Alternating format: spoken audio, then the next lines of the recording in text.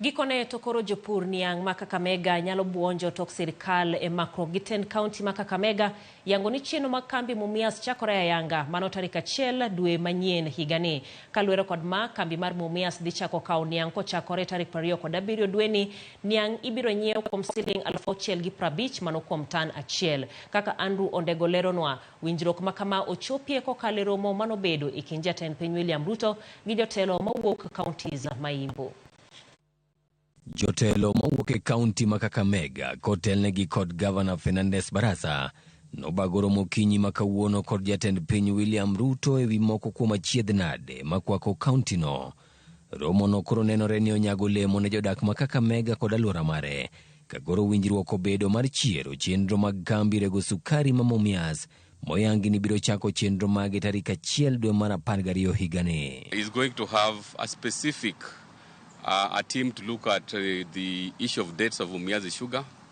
But the most important thing is to ensure that the factory starts operations from 1st of December so that farmers are paid once they deliver their sugarcane, and also the issue of supporting the company in terms of cane development. So those are the 2 key issues that we have discussed and agreed on Mumias sugar. The government is going to support cane development and also to ensure that the factory is run sustainably. Jopur koro biro buonjo tok nengo mar nyiewo niang' irgi omedi kawuok e siling 5,000 kuom tan achiel nyaka siling 6,000. Ikwayo jopur mondo chak tero niang' e kambino kochakore tarik 27 dwe mar 11 higani.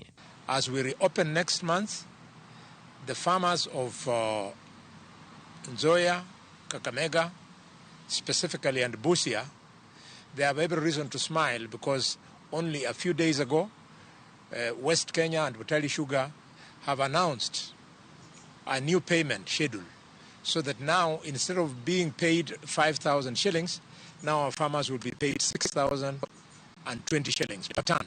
Winjruok bende obedo wi tieko gero alap tuke mabuhungu mondo chopi rang'iny mar piny ngima. Kendo gin gi geno mar biro bago tuke mag CHAN gi piem mag AFCON 2027. Barasa olero ni winjruok ma kama bende dhi neno ni otiek gedo mar osiptand Kakamega level 6 teaching and referral. What we have agreed is the government is going to support the county in terms of equipping and operationalization of the hospital. And we are very happy that through the Ministry of Sports, the national government is going to support the county to ensure that Buhungu International Stadium is completed. Piny owacho bende osingo mar chiwo lo maromo eka 300 ne yaro alap ndeke ma Kakamega nyaka rang'iny mar piny ngima. The government will allocate 300 acres in Shikusa prisons. The next steps now will be the Ministry of Transport will liaise with the relevant bodies.